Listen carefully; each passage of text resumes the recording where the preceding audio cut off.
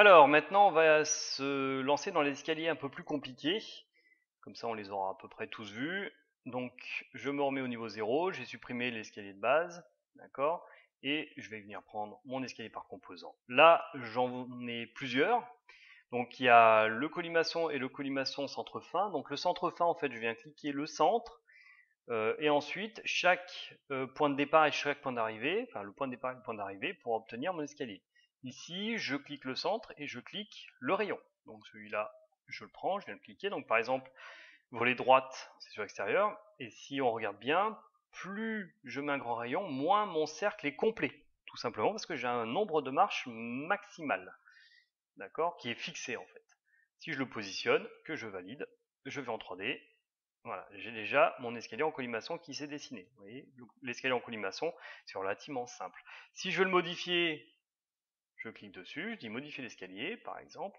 J'ai envie qu'il soit, voilà, avec des marches un petit peu plus larges. Donc si vous les faites trop petites, il risque de vous dire qu'elles sont trop petites.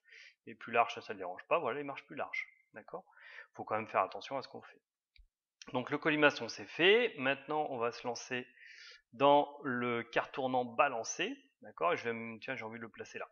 Donc si j'ai envie de le placer sur le côté, il faut bien évidemment que je me mette en volet gauche, d'accord. Voilà, je viens placer mon premier point, et il m'a placé automatiquement mon escalier. J'ai placé un point, c'est tout. Donc si je veux qu'il vienne toucher ici, je clique dessus, je prends mon carré, et je l'amène à toucher là, d'accord. Je valide, et voilà. L'inclinaison de ce garde-corps ne peut pas être parallèle à volet l'escalier. C'est une information, hein. Des fois il vous donne des informations, mais il le fait quand même. Donc ça veut dire que quand vous modifiez vos escaliers, vous allez tomber des fois sur ce genre de problème. C'est-à-dire que le garde-corps, il faut qu'il le modifie, vous voyez, il a fallu qu'il fasse cette petite partie-là supplémentaire, et donc il vous le signale.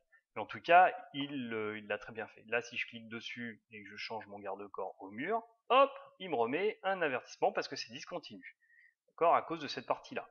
Voilà, il n'aime pas les choses discontinues. D'accord, mais en tout cas, il le fait. Donc, on revient au niveau 0. Par contre, faites attention à vos modifications. Ça dépend des modifications que vous faites. Ça peut devenir très, très problématique. D'accord. Donc, modifier l'escalier. Si par exemple, je veux ça plus loin, vous voyez, il me... Hop là, que je le valide. Et voilà, l'extrémité supérieure de l'escalier dépasse. Donc faites attention, les escaliers sont très dirigistes, c'est-à-dire qu'il y a déjà beaucoup de caractéristiques qui sont mises, donc quand on en dessine un, il faut faire attention. Le dernier escalier, c'est bien évidemment l'escalier en U, et là vous voyez, c'est la même chose, quand je viens cliquer, il se positionne. Et celui-là, pour le modifier, c'est la croix et la bannière, hein. C'est-à-dire que si je tente de modifier ça, voilà, il met une erreur. Si je tente de venir modifier ça, il met des erreurs. Donc c'est un escalier, celui-là, où il va falloir plus de connaissances pour être capable de le modifier, parce qu'il est très très très très difficile à modifier. Par contre, je peux modifier, si je mets 1,5, pardon, 1.5, entrée, voilà, il met une erreur. Par contre, si je lui mets du 0.5, eh ben, il me met des erreurs aussi. Donc tout ce que vous allez vouloir modifier dessus va vous provoquer des erreurs. Donc cet escalier-là, il faudra aller un peu plus loin dans la compréhension du logiciel pour le faire. Par contre, l'escalier qu'on va faire nous, c'est un escalier droit, mais avec un palier. Alors comment on fait un palier? Je viens cliquer mon escalier, d'accord.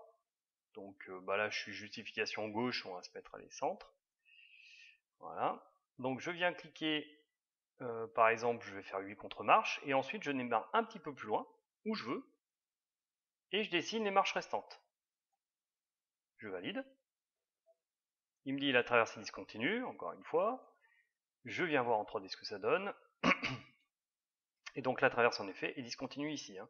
On voit que là, on a une discontinuité. Mais il l'a quand même dessiné. Donc vous voyez, il m'a fait un palier. Donc du coup, moi, je veux que mon palier soit sur le bord. Voilà, je supprime.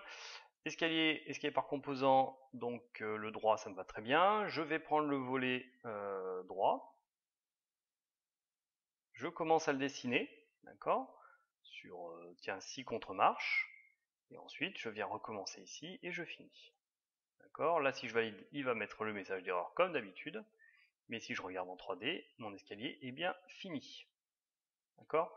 C'est juste qu'ici, on a une discontinuité. Donc si je reviens dans le niveau 0, je clique dessus et que je modifie, je peux déplacer cette partie-là.